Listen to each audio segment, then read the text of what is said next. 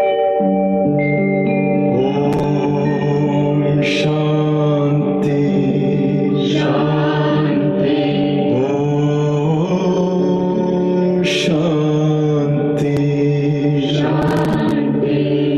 अंतर मन में ज्योति जगा लो, होगा दूर अंधेरा।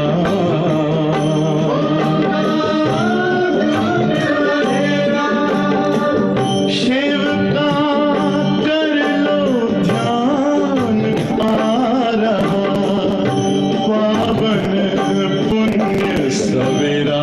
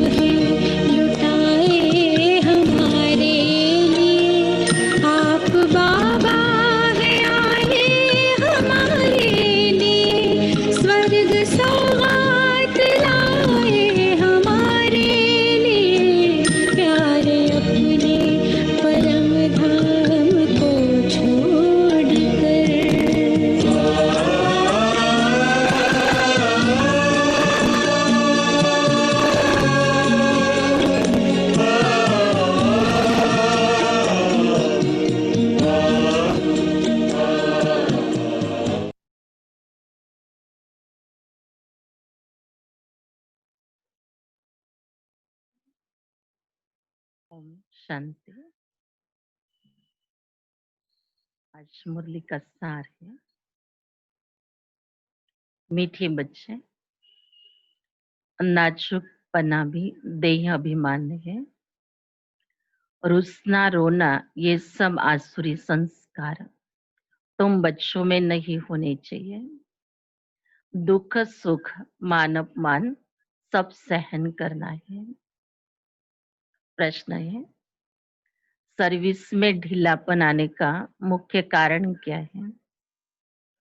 उत्तर है, जब देह अभिमान के कारण एक दो की खामियां देखने लगते हैं तब सर्विस में ढीलापन आता है।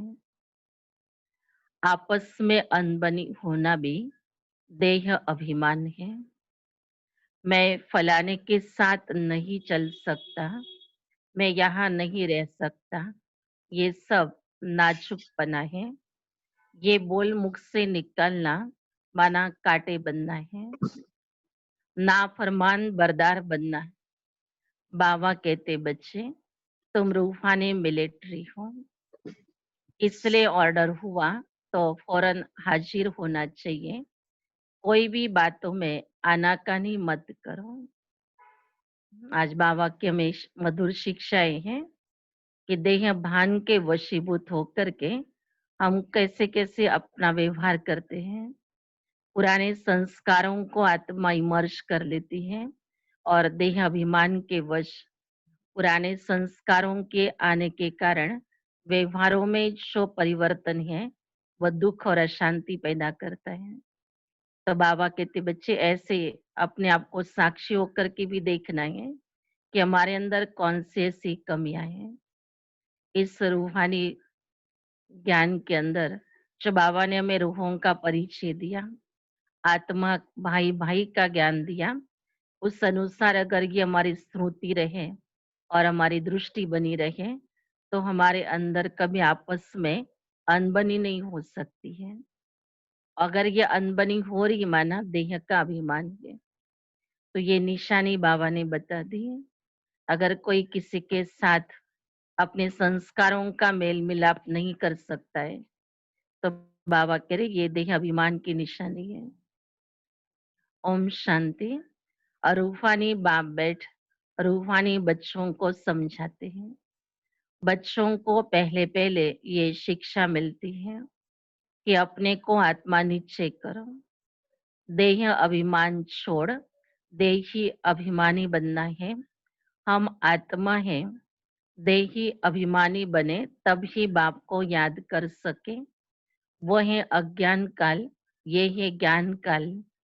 ज्ञान तो एक ही बाप देते हैं जो सर्व की सदगति करते हैं और वो है निराकार, अर्थात उनका कोई मनुष्य आकार नहीं है। श्री बाबा का स्पष्ट परिचय बुद्धि में आया कि श्री बाबा कैसे है, भगवान कैसे है, उसका रूप कैसा है। अनेक रूपों में उसको देखा, अभी सत्य परिचय बाबा से ही हमको मिला है। तो बाबा कह रहे हैं कि बच्चे वो निराकार स्वरूप में, ज्योति बिंदु स्वरूप में अब हम अपने आप को अनुभव कराए कि श्री बाबा निराकार है। जिनको मनुष्य का आकार है उनको भगवान नहीं कह सकते हैं। अब आत्माएं तो सब निराकार ही है, परंतु देह अभिमान में आने से अपने को आत्मा भूल गए हैं। अब आप कहते हैं तुमको वापिस जाना है, अपने को आत्मा समझो, आत्मा समझ बाप को याद करो। तब जन्म जन्मांतर के पाप भस्म हो और कोई उपाय नहीं है। इतने जन्मों का बोझा उतारने के लिए एक ही बाबा कहते मेरे पास उपाय है, और वो है आत्मा समझकर बाबा को याद करना। तो याद के आधार से ही आत्मा में बाबा से इतनी शक्तियां भरती है, जो आत्मा अपने पुराने पापों को भस्म करती है। तो ये बाबा की बहुत बड़ी मदद आत्माओं को है कि इतने जन्मों से जो भी आत्मा ने पाप कर्मों का खाता बनाया है, उसको समाप्त करने का मौका मिला है। तो श्रीमत पर चलेंगे, श्रेष्ठ कर्म भी होंगे, और साथ में योग का बल हमारा पापों का नाश भी करेगा। आत्मा ही पतित है, आत्मा ही पावन बनती है। बाप ने समझाया है, पावन आत्माएं हैं सतयुग त्रेता में, पतित आत्मा फिर रावण राज्य में बनती है। सीढ़ी में भी समझाया है, जो पावन थे वो पतित बने हैं। 5-4 वर्ष पहले तुम सब आत्माएं शांति धाम में पावन थी, उसको कहा जाता है निर्वाण धाम। फिर कलयुग में पतित बनते हैं, तब चिल्लाते हैं, ये पतित पावन आओ। बाबा समझाते हैं, बच्चे मैं जो तुमको ज्ञान दे रहा हूँ पतित से पावन होने का, वो सिर्फ मैं ही देता हूँ, जो फिर प्रायलोप हो जाता है। संगम पर बाबा ने ज्ञान दिया, फिर सतयुग में उसकी कोई दरकार नहीं थी। बाबा कहते बच्चे बाद में तो ये ज्ञान प्रायलोप हो जाता है, आत्मा पावन बन गई, फिर उसको पावन बनने के ज्ञान की आवश्यकता नहीं थी। पावन स्थिति में ही उस आत्मा ने आधा कल्प पाठ बचाया, बाप को ही आकर के फिर सुनाना पड़ता है। ज्ञान सब प्रायलोप हो गया है, तो सुनाएंगा कौन दोबारा? तो जरूर बाबा कहते मुझे ही आना पड़ेगा। यहाँ मनुष्यों ने अथाह शास्त्र बनाए हैं, सतयुग में कोई शास्त्र होता ही नहीं, वहां भक्ति मार्ग रिंचक भी नहीं। अभी बाप कहते हैं, तुम मेरे द्वारा ही पति से पावन बन सकते हो, पावन दुनिया जरूर बनती ही है। मैं तो बच्चों को ही आकर राजयोग सिखाता हूँ, दैवी गुण धारण करने, रुसना, रोना, ये सब आसुरी स्वभाव है। बाप कहते हैं दुख सुख मान अपमान सब बच्चों को सहन करना है, नाजुकपना नहीं। मैं फलाने स्थान पर नहीं रह सकती हूँ, ये भी नाजुकपना है। इनका स्वभाव ऐसा है, ये ऐसा है, वैसा है, ये कुछ भी रहना नहीं चाहिए। बाबा ये देह अभिमान के लक्षण बता रहे कि अभी आत्मा को आत्मा का ज्ञान मिला हुआ है, तो उस आत्म अभिमानी स्थिति के अंदर अगर हम पाठ बचाएंगे, तो इतने सारे आसुरी स्वभाव जो बाबा ने आज हमें कुछ बताए, तो इन स्वभावों को आत्मा इमर्ज नहीं करेगी।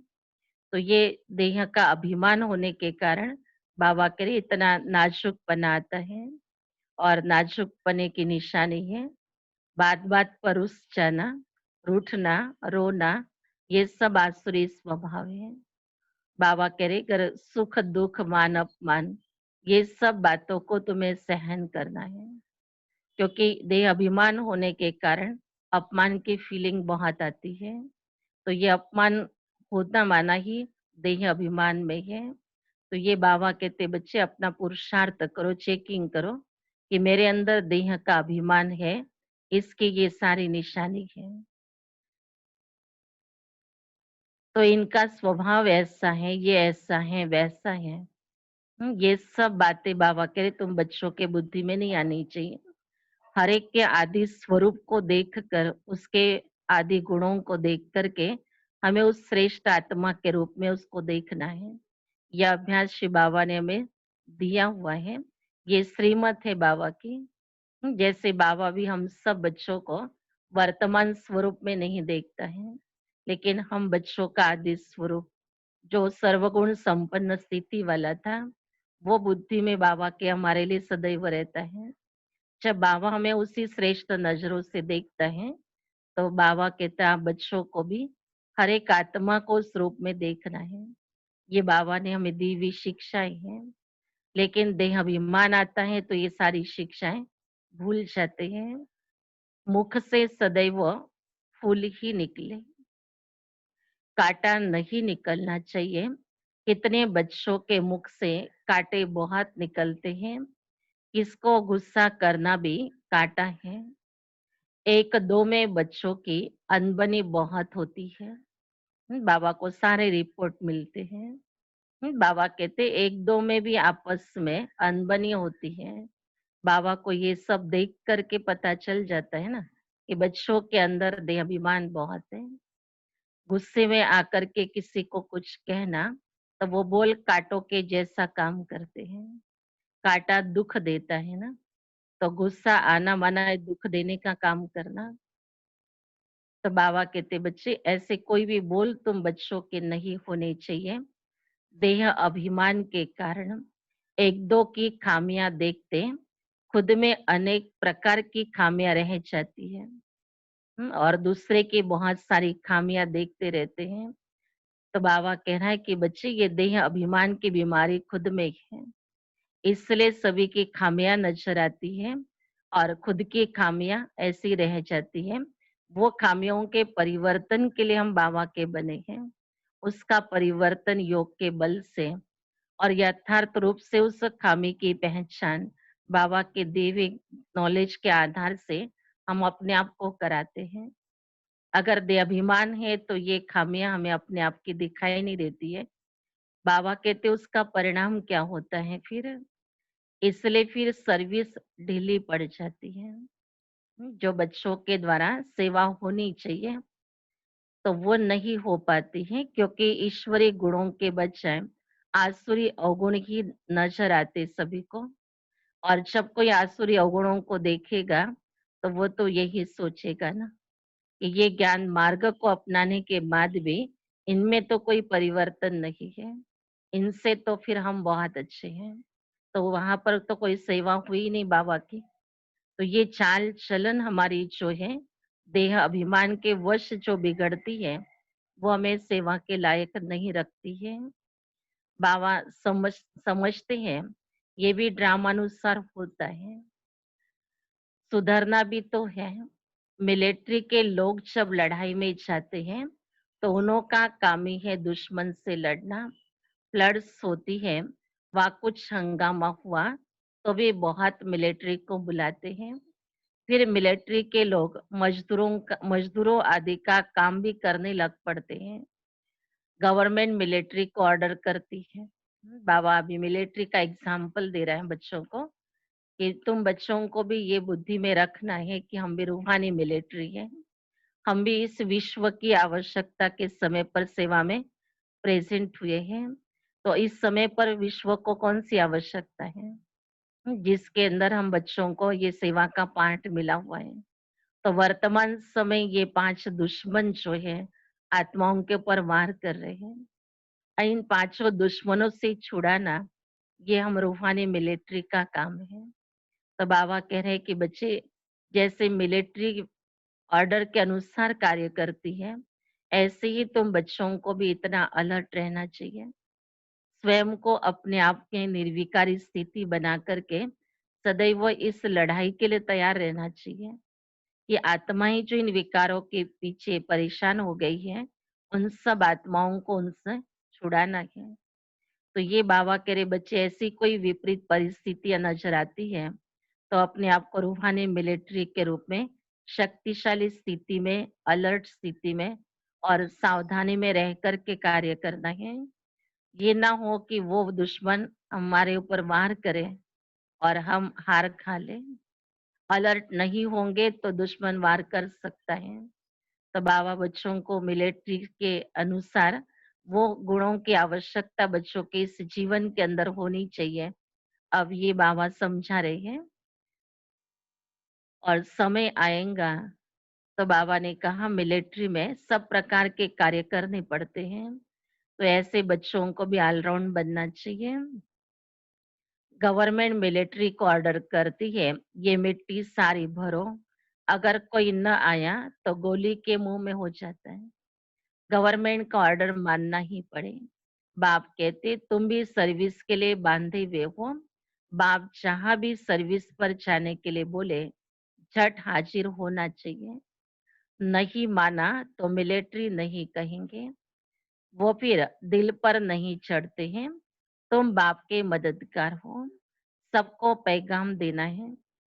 अब समझो कहाँ बड़ा म्यूजियम खोलते हैं। कहते हैं 10 माइल दूर है। सर्विस पर तो जाना पड़ेगा ना। खर्चे का ख्याल थोड़ी करना है। बड़े से बड़ी गवर्नमेंट बेहद के बाप का ऑर्डर मिलता है।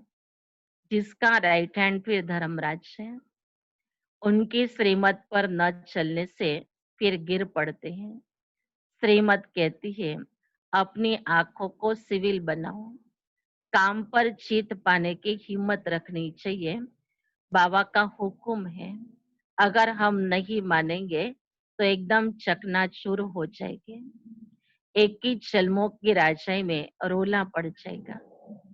श्रीमत पर न चलने से इतने भारी नुकसान भी है। शिव बाबा जो भी हमें सेवाएं दे रहा है वो सेवाएं हम बच्चों के श्रेष्ठ कर्मों का खाता बन रहा है।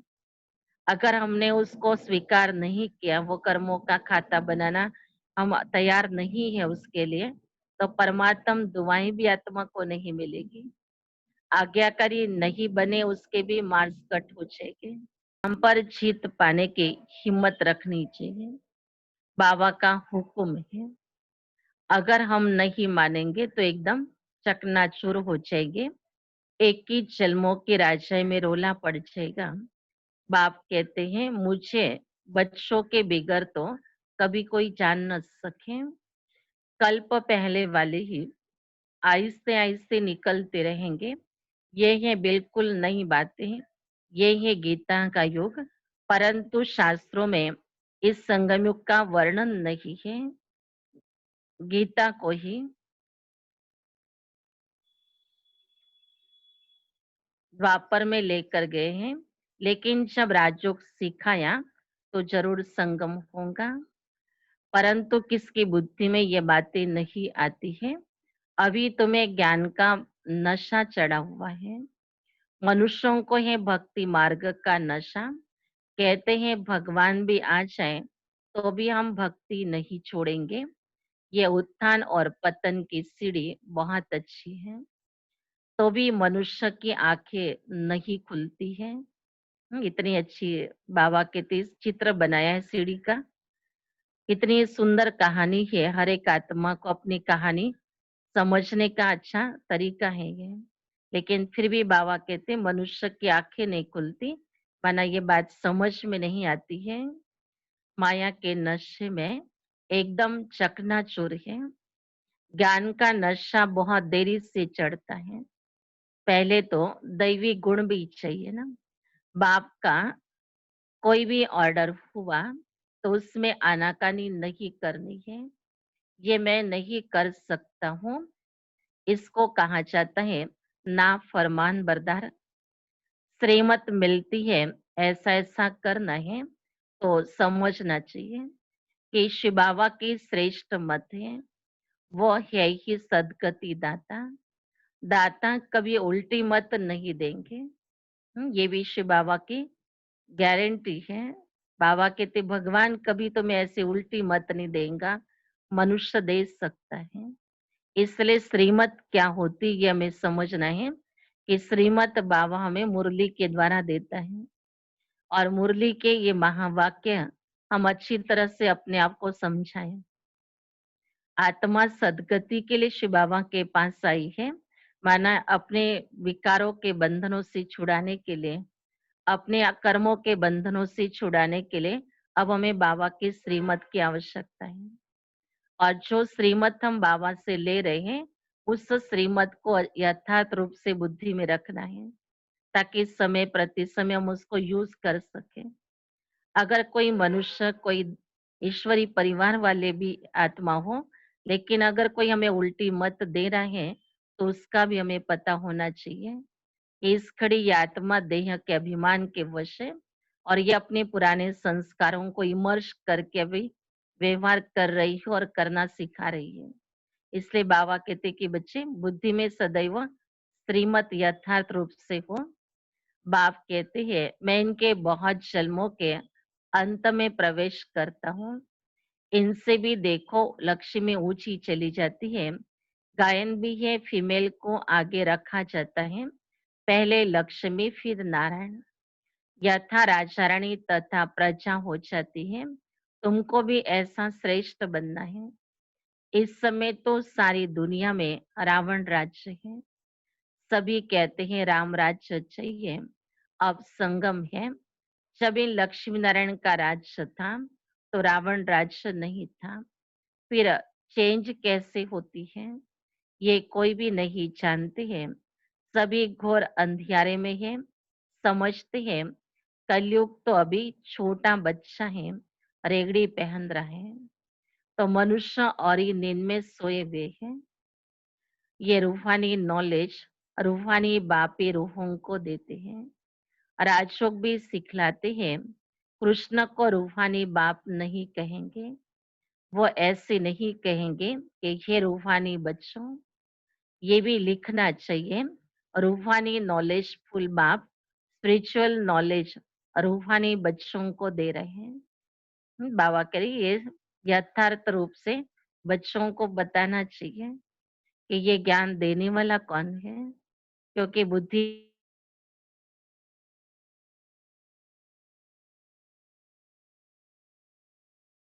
रूहानी नॉलेजफुल बाप स्पिरिचुअल नॉलेज रूहानी बच्चों को देते हैं। बाप समझाते हैं दुनिया में सभी मनुष्य हैं देह अभिमानी। मैं आत्मा हूँ ये कोई नहीं जानते हैं। बाप कहते किसी की भी आत्मा लीन नहीं होती है। अभी तुम बच्चों को समझाया जाता है दशहरा दीपावली क्या है। मनुष्य तो जो भी पूजा आदि करते हैं सब ब्लाइंड फेथ की है। जिसको गुड़ी गुड्डी पूजा कहा जाता है, गुड़ियों की पूजा कर रहे हैं। पत्थर पूजा कहा जाता है। अभी तुम पारस बुद्धि बनते हो तो पत्थर की पूजा नहीं कर सकते हो। चित्रों के आगे जाकर माथा टेकते हैं, कुछ भी समझते नहीं है। कहते भी है ज्ञान भक्ति और वैराग्य। ज्ञान आधा कल्प चला, फिर भक्ति शुरू हुई है। अब तुमको ज्ञान मिलता है तो भक्ति से वैराग आ जाता है। ये दुनिया ही बदलती है। ज्ञान के द्वारा हमने अपने आप को पहचाना, अपने पूज्य स्वरूप को भी जाना, पुजारी स्वरूप को भी जाना, और कितनी अंधश्रद्धाएं थी वो भी समझा। तो बुद्धि में अब समझ में आ रहा है कि इस भक्ति में अब कुछ भी रहा नहीं है। इसके द्वारा ईश्वर तो मिल नहीं सकता है। ईश्वर मिलने का रास्ता तो वास्तव में यही है जो मैं स्वयं परमात्मा आकर के बता रहे हैं। तो बाबा कह रहे बच्चे बुद्धि योग बाबा के तरफ धीरे धीरे जाना शुरू हो जाता है। कलयुग में है भक्ति। ये भक्ति भी आधा कल्प तक चलती है। तो जब हम कलयुग में थे तो भक्ति में ही थे। सतयुग में भक्ति नहीं होती है, वहां है ही पूजा। बाप कहते बच्चे तुम माथा क्यों टेकते हो?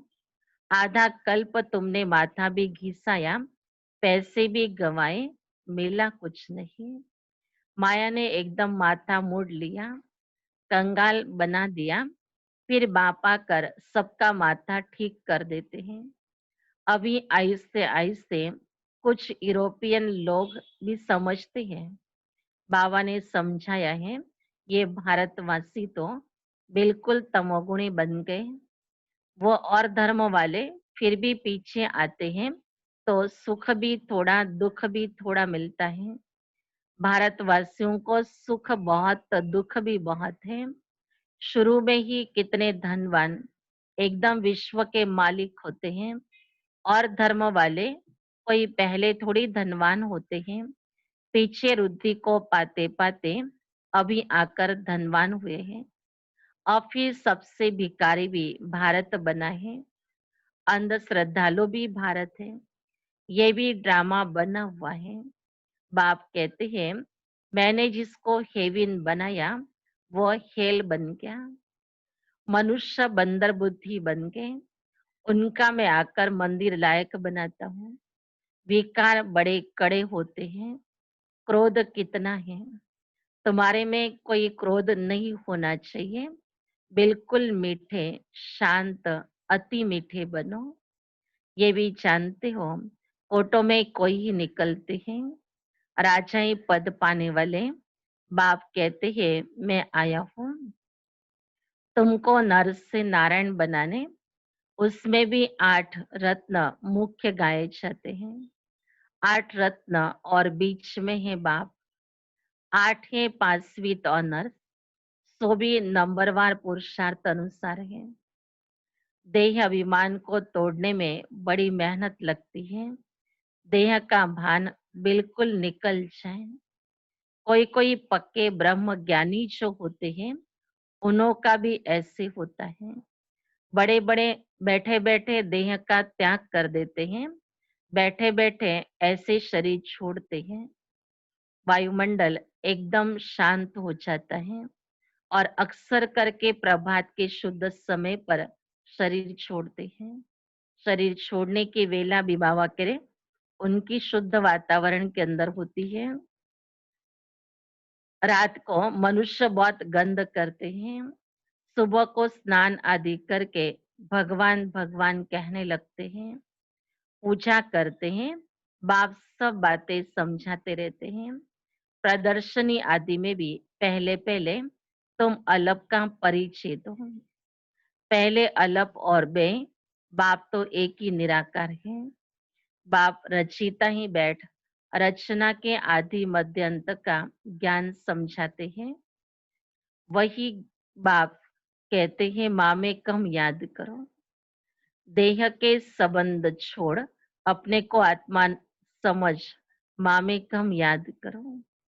सार रूप में बाबा हमें ये पाठ पक्का करा रहा है कि बस इतना देह के अभिमान में बैठ के देह के संबंधों के विस्तार में चले गए और इस संबंधों के अंदर मोह आदि सब विकारों का भी कनेक्शन हो गया।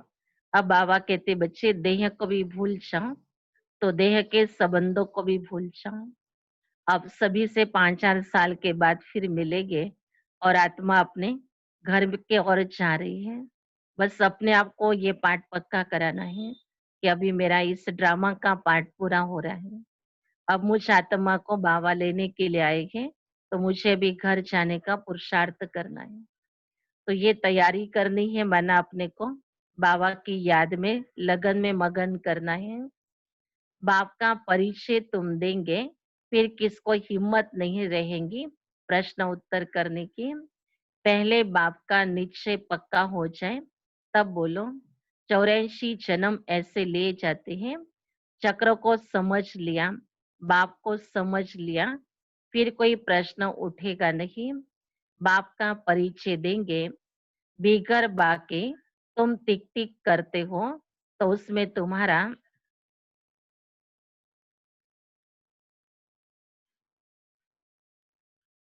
टाइम बहुत वेस्ट हो जाता है, गले ही घुट जाते हैं। पहले पहली बात अलग के उठाओ। बाबा कह रहे बच्चों को कैसे ज्ञान सुनाना है। कई कहते ना कि हम सुना सुना कर हमारा गला ही घुट गया है। अब बाबा कहते बच्चे टिक टिक नहीं करो किसके साथ, बाबा का परिचय दे दो। समझा तो ठीक है, उसके अंदर कोई टिक टिक करने की बात ही नहीं है। टिक टिक करने से समझ थोड़ी सकते हैं। बहुत सिंपल रीति और धीरे से बैठ समझाना चाहिए। जो देशी अभिमानी होंगे वही अच्छा समझा सकेंगे। बड़े बड़े म्यूजियम में अच्छे अच्छे समझाने वालों को मदद देनी पड़े। थोड़े रोज अपना सेंटर छोड़ मदद देने आ जाना है। पिछाड़ी में सेंटर संभालने कोई को बिठा दो।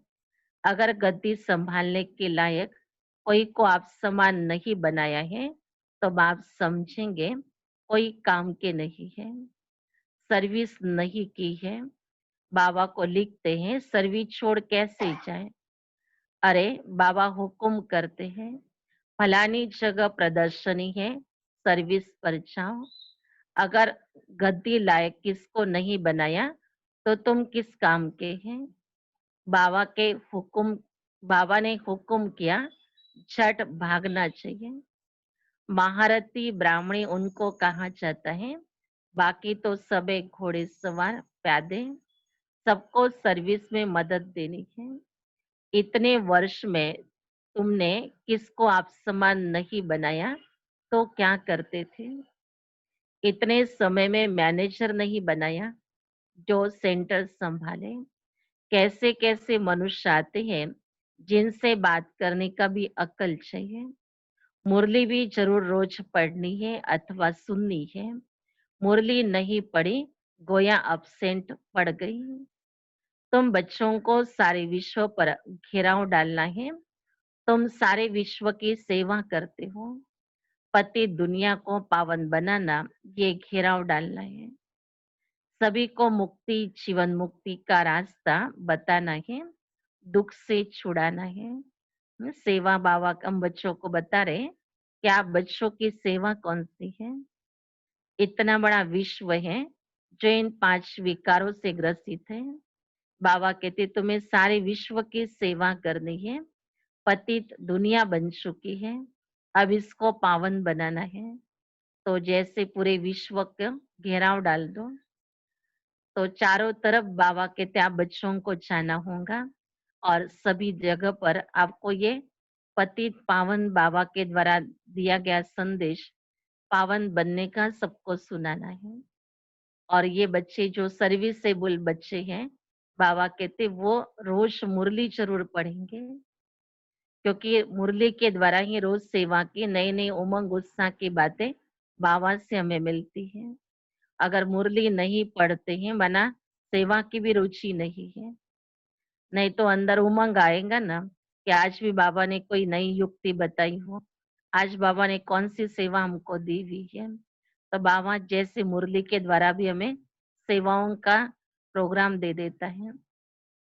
अभी जैसे वर्तमान समय हम कहीं जा नहीं सकते हैं, तो पूरे विश्व को मनसा के द्वारा पवित्रता के वाइब्रेशन तो दे सकते हैं। बाबा से हम पवित्रता की शक्ति अपने अंदर भरें और वो पवित्रता की किरणें विश्व को देवें।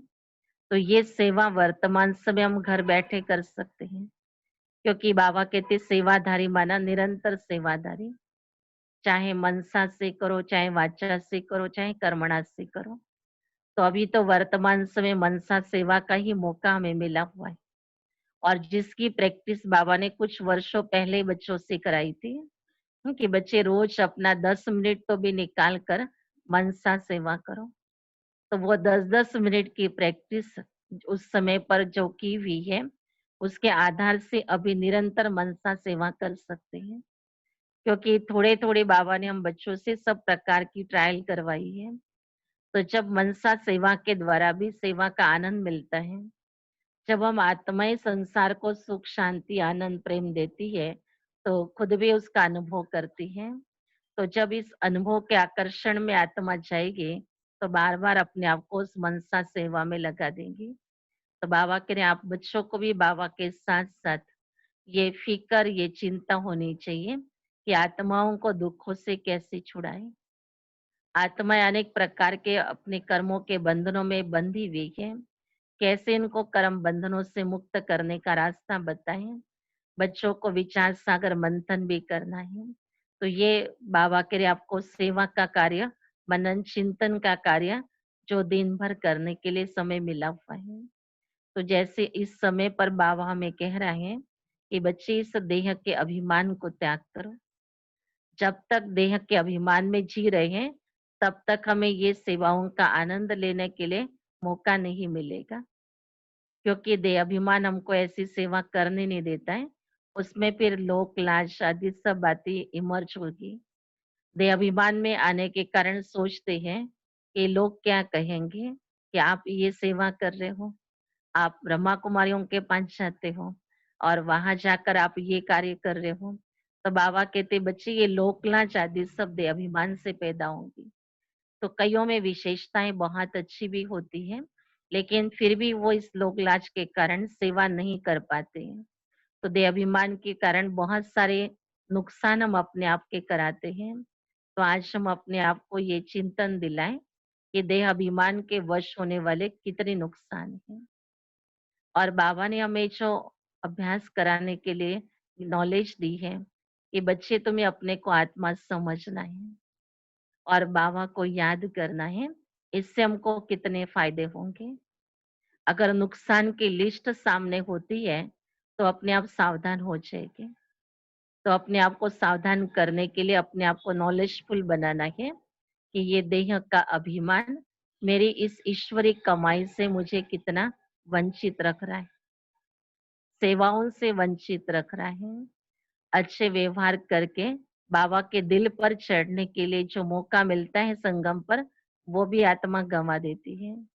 क्योंकि कर्म ही हमें श्रेष्ठ बनाने वाले अगर हमारे इस संगम युग पर नहीं है तो हम श्रेष्ठ सत्युग का पार्ट भी नहीं प्ले कर सकेंगे।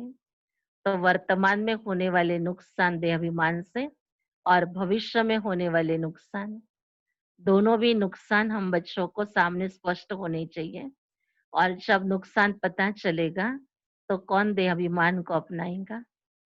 तो बाबा कहते बच्चे अपने आप को देखो कि मैंने जो पार्ट प्ले किया वो देह के अभिमान के वश होकर किया या ये कार्य करते समय मेरी स्थिति आत्म अभिमानी की थी। देह अभिमान में कर्म करते हैं, थक जाते हैं। देह अभिमान में कर्म करेंगे तो बाबा ने कहा आप दूसरों को देखेंगे। ये नहीं करता है, वो नहीं करता है।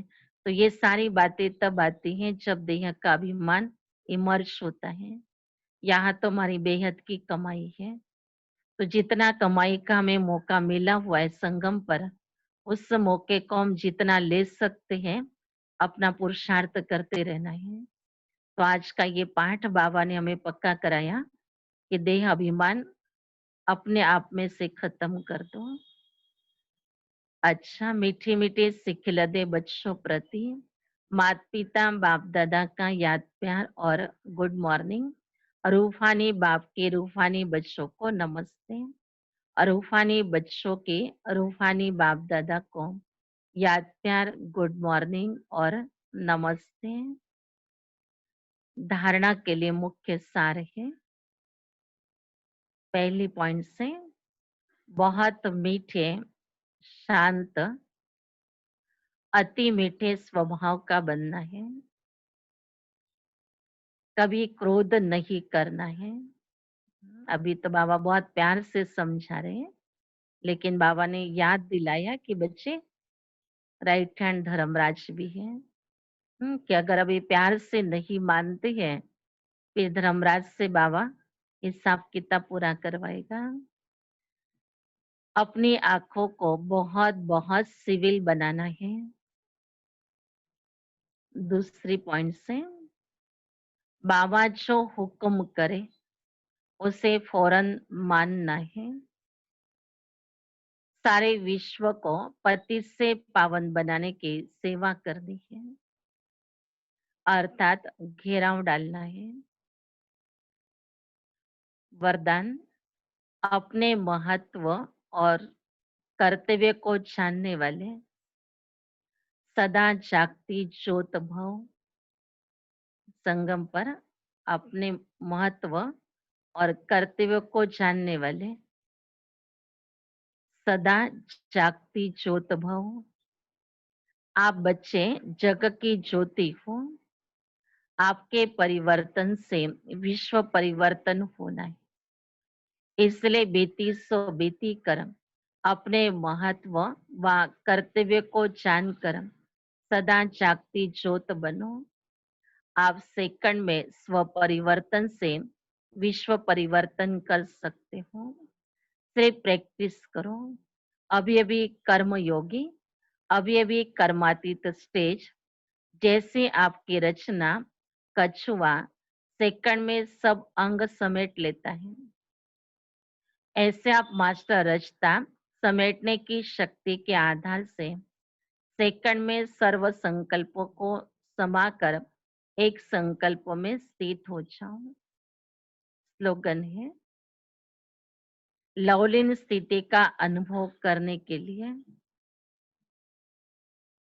स्मृति विस्मृति के युद्ध समाप्त करो। सारा दिन बाबा के प्यार में समाये रहे, इसके लिए बाबा कहते ये युद्ध समाप्त करो स्मृति और विस्मृति की। कभी याद किया और कभी भूल गए।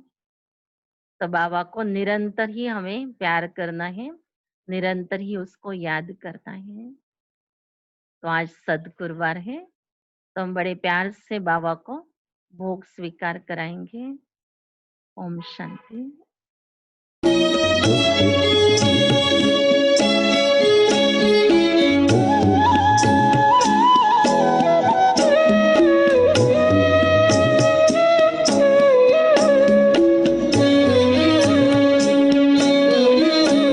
चलो हम चलें पांच तत्वों के पार, जहाँ रहते हैं शिव बाबा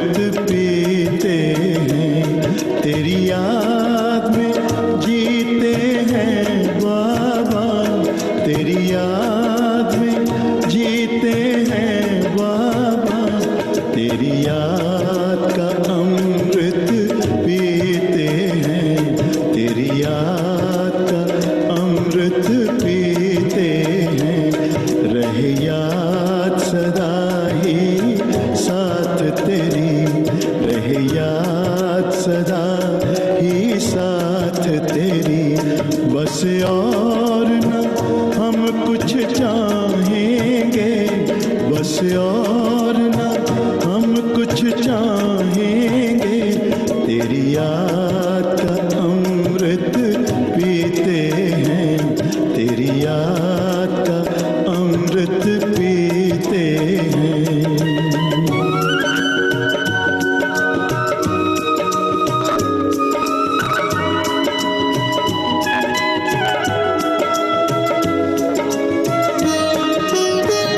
जो पल बीते तेरी यादों में, जो पल बीते तेरी यादों में, वो पल अविनाशी होते हैं, वो पल अविनाशी होते हैं।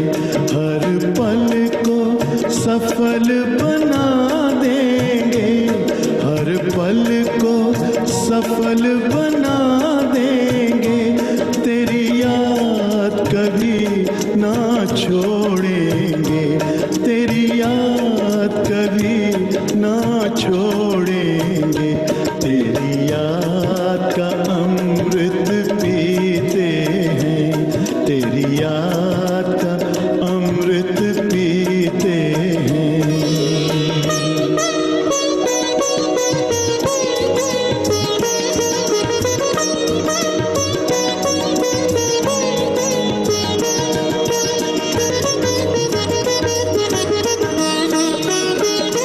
यूं ही आप रहो संग संग बाबा, यूं ही आप रहो संग संग बाबा, इस दुनिया के सुख पाने क्या, इस दुनिया के सुख पाने क्या, लहराते रहे तेरी यादों में, लहराते रहे तेरी यादों में, उन यादों में खो जाएंगे, उन यादों में खो जाएंगे, तेरी याद का अमृत पीते हैं, तेरी याद का अमृत पीते हैं, तेरी याद में जीते हैं बाबा, तेरी याद में जीते हैं बाबा, तेरी याद का अमृत पीते हैं, तेरी याद का अमृत पीते हैं। रहे याद सदा ही साथ तेरी, रहे याद सदा ही साथ तेरी, बस और न हम कुछ चाहेंगे, बस और न हम कुछ चाहेंगे, तेरी याद का अमृत पीते हैं, तेरी याद का अमृत पीते हैं, तेरी याद का अमृत पीते हैं, तेरी याद का अमृत पीते